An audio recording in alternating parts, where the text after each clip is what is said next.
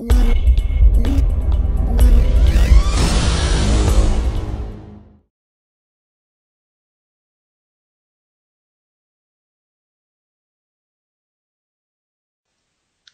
ladies and gentlemen, this is Yoruus speaking and welcome to another video. Finally, Brave New World is here and I finally managed to sit to my PC and have a first look at the expansion, though it's already 2043 in here, so, I gotta work and of course everyone has some home duties. So let's see what we have here. Well, the menu is cool. Well, cool, a lot of smoke. I mean, like, come on, Brave New World and you see smoke. Yay, that sounds encouraging. Alright, so what do I want to see first? Okay, let's just pop into single player, set up a game and randomize. Yeah, gameplay is quick, dual prints, yeah, everything standard. Yeah, let's just roll in here and see what's going on in here. Oh, that was fast. I'm impressed.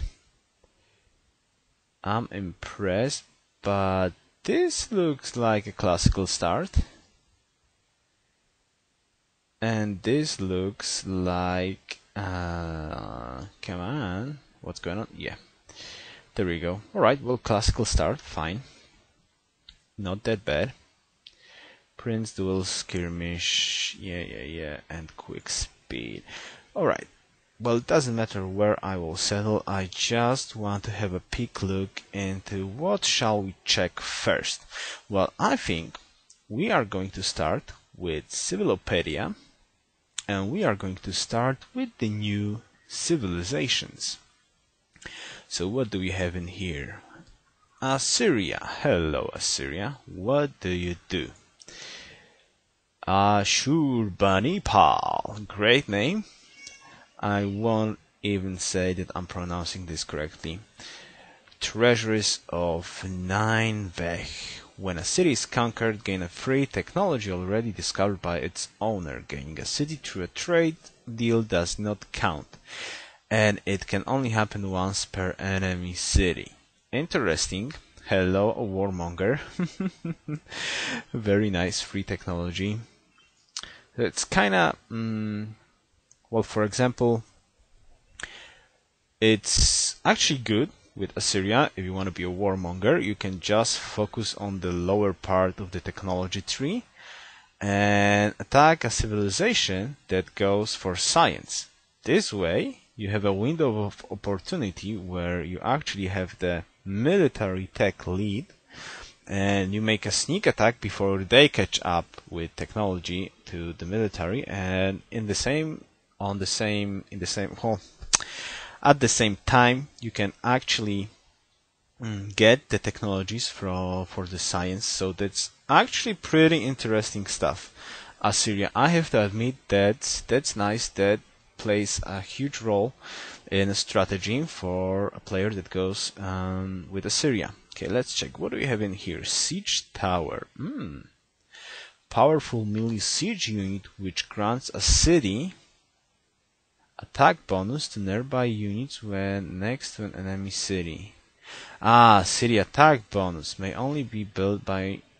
cool. So this is a unit that has some sort of an aura that adds Sapper. When next to an enemy city, other units within 2 tiles get a... Not bad, Sapper promotion. 33 hammers. Combat 12, of course, siege. Wow, bonus versus city, and that's a catapult. Whoa! Extra sight 1. So this unit has sight 3. Wow, that's impressive. This is very impressive. I have to admit that. Extra sight. Wow. Wow, nice, nice. This is great siege tower. So you can actually hit, go lower takes, get catapults, get some siege towers, and attack before crossbows. And if someone goes in the upper bracket, for example, for civil service or somewhere there, you can actually snatch a lot of free technologies. This is a really great warmongering civ. I mean, like, come on, seriously. Very nice. And another thing, unique building, Royal Library. Replaces library unique Assyrian plus 1 science for every 2 citizens in the city. Whoa. Wow, that's interesting. So another warmongering stuff. Writing slot gives experience to trained units. That's actually interesting. That's very interesting. Yeah, that's very interesting. So Assyria, clearly a warmongering civ. Very interesting civ. I have to admit, this looks impressive. Very strong civ. Okay, who's next? Brazil. Hello there, Brazil. And the leader is Pedro II. Carnival. Tourism output is plus 100% during their golden ages. Earn great artists, musicians and writers 50% faster during their golden ages. Well, since I do not know exactly how tourism works and how this translates to a multiplayer scenario, because I'm mostly focusing on multiplayer stuff. So I cannot really say is that good or is it bad. I mean, like, I don't know if cultural victory, tourism is needed for cultural victory these days. I have no idea if this actually helps to gain a victory in a multiplayer free-for-all scenario. Probably for a peaceful cultural victory against AI, it's great, but against humans, it's hard to tell at this moment. We shall see. Okay, unique units. Pratinha. Oh my goodness, okay. I probably pronounced it wrong. Modern era infantry unit that earns points toward a golden age when it defeats an enemy. May only be built by Brazil. Whoa. Cool. Well, this is actually cool. If I understand this correctly, Brazil is a great civ for a cultural victory this way, because, well, the late game, a golden age in the late game is huge for cultural victory. Always have been a golden age, so you can actually start to slow down your opponents in the late game with, this is a replacement of infantry, so this is pretty cool. Golden age, yeah.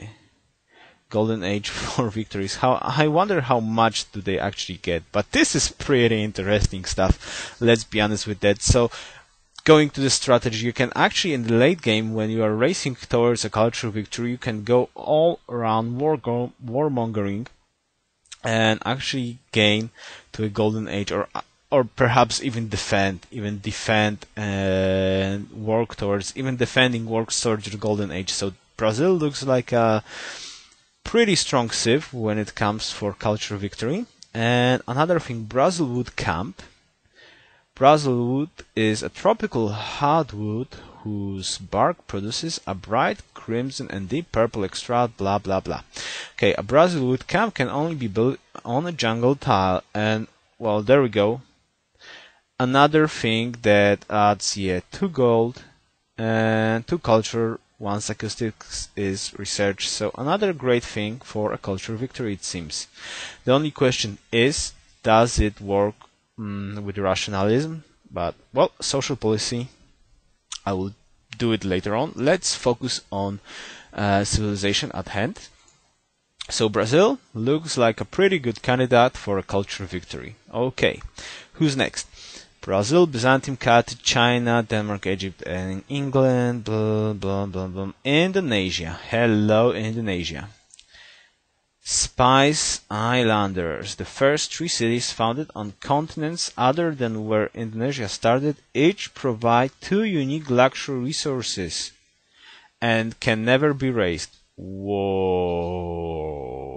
Whoa. That's pretty awesome. That's pretty awesome. Well, this looks like a wow, very interesting stuff, especially for ocean maps. This is overpowered, I would say, at this moment. You can basically you search for a good production, maybe not a production, but you don't care about luxuries at all. You just see a good spot with, I don't know, food or production or a mountain, and you go there, you plant there, and boom, you got happiness right away. And I mean, like, 2 unique luxury resources, so you can actually plant 3 cities, and you can sponsor 3 other cities with your 3 cities founded on continents. That's just great. I wonder if that works for small islands. If this works for small islands, then Indonesia is just a crazy civilization when it comes for water maps. I mean, like, very powerful. This looks very powerful. What do they have next? Increased swordsman, replacement of swordsman. Alright, and what do you have special? Mystic Blade, classical era melee unit that has a mystical weapon whose abilities will be discovered the first time it is used. In combat, may only be built by Indonesia. Interesting. Alright, so you get a free promotion, a random free promotion. I wonder if this only gets you promotion 1, or you can, example, get a promotion 2 or 3 even. This is actually interesting. Indonesia, I would like to check that somewhere soon. Pretty interesting. Alright, and a unique building. Candy. That sounds like candy. Something sweet. Unique Indonesian garden replacement. Alright, great people generation, and +2 fate for each world religion that has at least one. Well, that's, I don't know. It's hard to tell, to be honest. Is in a multiplayer scenario, like, most of the time you try to just fight religion and be a dominant religion. If you actually have followers in your cities, and especially if you have followers of a couple of cities, then well, it's a good defensive. It's a good defensive building when you're trying to fight a stronger religion, because if you build this, you get you plant a garden. You know, I mean, you build this candy. And if a religion is actually trying to convert your city, then you can basically defend against the religion. So that's, I would say that's not bad. I mean, like, it's a very situational building, but I would rather consider this as a defensive religion building. I don't know. This is something new, a new term in civilization, but this is the best description I can think of: a defensive faith building. If you want to defend your religion better, you just build this candy and you get an extra 2 faith that you can use for a missionary or any other stuff. So, not bad, nothing super extra crazy, but not bad overall. Okay, Indonesia, next step is Morocco. Mongolia, Morocco. Come on, Genghis. We know how you are. You want to show off always. Ahmad Al-Mansur. Gateway to Africa. Receives +3 gold and +1 culture for each trade route with a different civ or city state. The trade route owners receive +2 gold for each trade route sent to Morocco. So this is actually nice. Well, I didn't play a game yet, but trade routes are very important now. From what I've heard and what I've talked with people that already had a chance to play some games with Brave New World, with the gold changes, trade routes are great. But Gateway to Africa, this is a good thing for free-for-alls when you play with city-states, for games where you play with city-states, for example, but for a duel, clear duel, one-on-one without city-states, this is basically a useless stuff. But if you are playing with a city-state, or if you were playing with on a free-for-all, this is actually pretty good, and especially this that the sender actually gets that extra +2 gold. That's pretty nice because that other people that play with you actually benefit by sending the trade route actually to you, not to somewhere else. But then again, they do know that you get much more bonus than they do from a trade route. So this can work like a double-edged sword, where you actually have, you have something extra from a trade route, but you will probably have hard time to send trade routes to other players. Again, I'm talking about a multiplayer situation, when you have trouble to send trade routes because they know that you benefit more from this. So this is easily countered in a multiplayer scenario, but overall it's not bad. Not bad at all. Okay, and now unique units, Berber cavalry, replacement of cavalry, of course. Right, combat strength the same, mountain unit that specializes in desert warfare and protecting Moroccan lands. Receives combat bonuses from when fighting both in desert tiles and Moroccan territory. May only be built by Morocco. Maybe built by Morocco. So what does it actually mean? That you can build it in one city, for example, capital, or can move after attacking home. Okay, desert warrior. Alright, people, do not fight Moroccan cavalry on desert, never. +50. Wow, if they have a desert start by us, then wow, that's huge. 50%. Wow. Wow, 50%, that's 34, 17, that's, whoa, 51 combat strength. That's more than Great War infantry. So if you have desert tiles and you fight on desert, these guys, okay, and plus homeland. Wow, right. So you get So you get over more than 50 combat strength for fighting in your territory and on desert. That's nice. Nice. Pretty nice civ for defending. Really nice unit for defending. Of course, if you get the cavalry, but still, this looks impressive. All right. And unique improvement, Kasbah. Whoa, that sounds like a Kasbah sound. Yeah, you know that. Alright, that's probably didn't that song. Probably I don't remember exactly how it is, but kinda you know what I'm talking about. You 100% you heard that. At least the people that was. Alright. Let's change the topic. Let's get back to the civilization. And what do we have here? Kasbah is a type of Medina. Okay, a walled cottage in a city found in the countryside, usually a small settlement on a hilltop or hillside. Can be built on desert, originally the home for tribe, blah blah blah. Can only be built on desert tile and gets you +1 food, +1 production, +1 gold. Well, that's nice. It's like almost like a free Petra. Yeah, it's almost like a free Petra. But well, except the mines. But still, if you get a hill, desert hill, you just build this Kasbah. You got +1 food, +1 hammers. You have the improvement mine, and +1 gold. Especially the gold part seems like to be very strong for a desert civ. So this looks very nice because gold is much harder to come by. I say Kasbah, desert. Wow.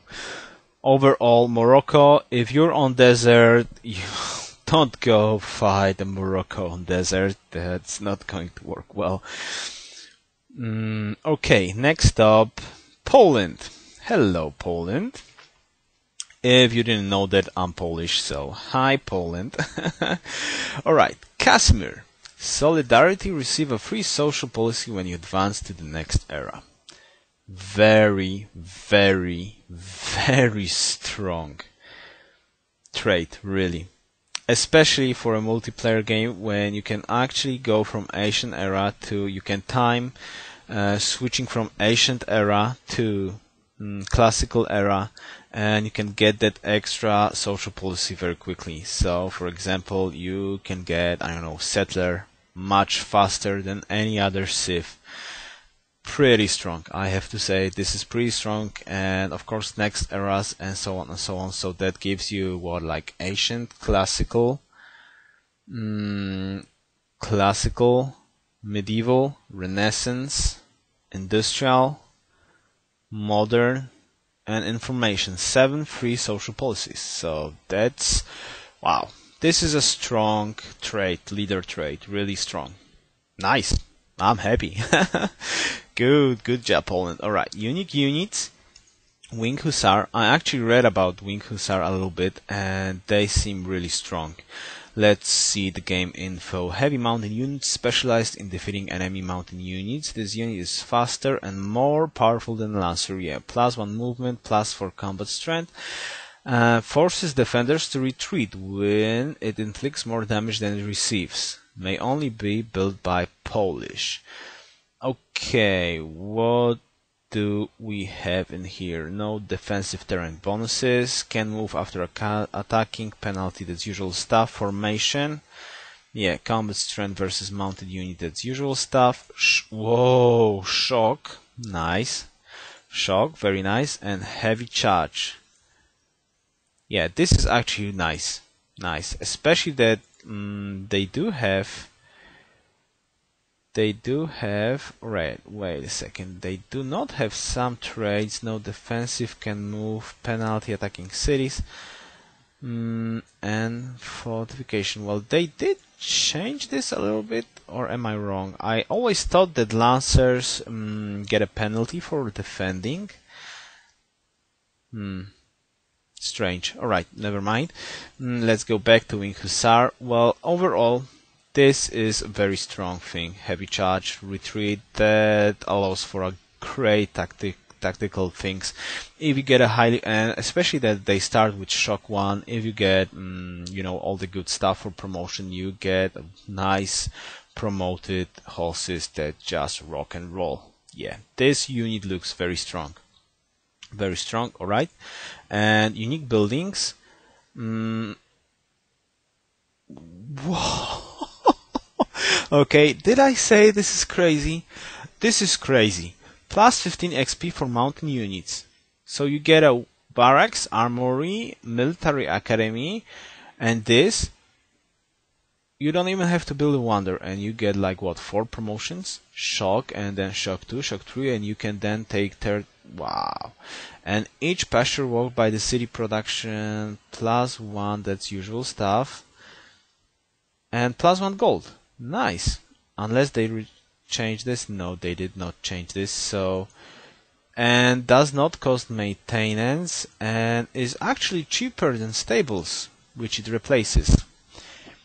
Man, Poland, you're a horse civ. Absolutely a horse civ. Really strong. Pasture, I mean, like sheep, cows, and all this stuff. Well, it's actually true from a historical point of view. Horses were always, you know, a strong thing in Poland, but still, this is awesome. Ducal stables, whoa, this is nice. Alright, Poland looks like a very, very strong civ. Very, how to say it? Wow, the word in English just get out of my mind at the moment. Very flexible, yeah. Poland is a very flexible civilization. With their leader trait, it's a very good civ for absolutely everything. You can time a lot of social policies in the right moments of the game that you actually need. Well, for example, well, I don't know how the rationalism looks like this, but you can time, for example, rationalism, or, you know, like finishing text in the right moment. So, and plus the ducal stables is ducal probably stables. This is a great gold production, and the extra experience for horse units is just great. So this is a very flexible, very strong civ in my opinion. I like it very much. Yeah. All right. Okay, next stop is Polynesia, Portugal. Portuguese. What do we have here? Leader Maria First, Mare Clausum. Resources diversity grants twice as much gold for Portugal in trade routes. Well, I have no idea what this is at the moment. I'm very sorry, but I wanted to do it like part by part. So I don't know what does this do. What this do? Does whatever. Well, alright. Let's see other things that Portuguese have. Nau. This is a replacement of Caravel, and this is still a naval melee naval unit which excels at sea exploration. It has more movement than Caravel, which is replaces, and can perform a one-time ability next to foreign lands to earn gold and experience. May only be built by the Portuguese. Interesting. Exotic cargo. May sell exotic goods when adjacent to a foreign tile to gain gold and experience based on distance from capital, but only once.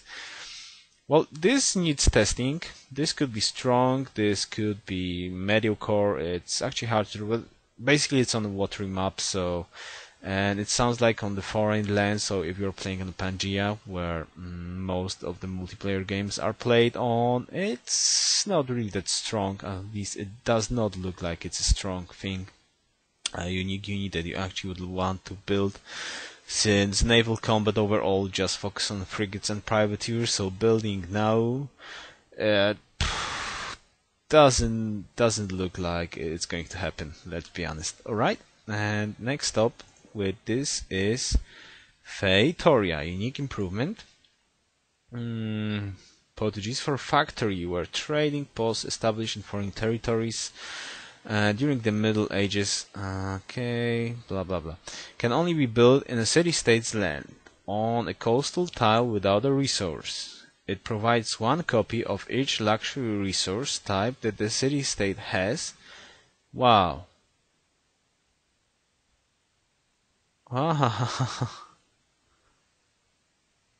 This is interesting actually. So you go to a city-state, you plant this, you put a unit there, and you just sit in there. I wonder if putting a unit on a city-state tile where your Feitoria is, so it will not get pillaged, does you still get the negative diplomacy hit from a city-state?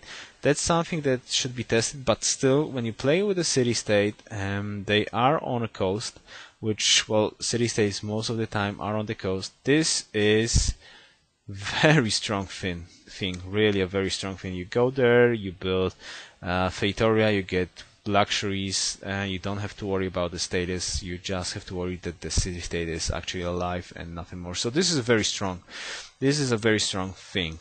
Of course, it's situational. You need city-state, coastal. They need to be alive. You need to go there. You need to build that, and you need to, defend it. So it's a situational thing, but a very strong thing. Hard to use probably in a multiplayer, but in a single player, it's a very strong trait. Okay. Well, I guess I will finish this part with Portuguese, and well, see you. Well, thank you very much for watching, and see you in the second episode. That will be like a couple of seconds for me, and hopefully also a couple of seconds for you. So best wishes, and yours out.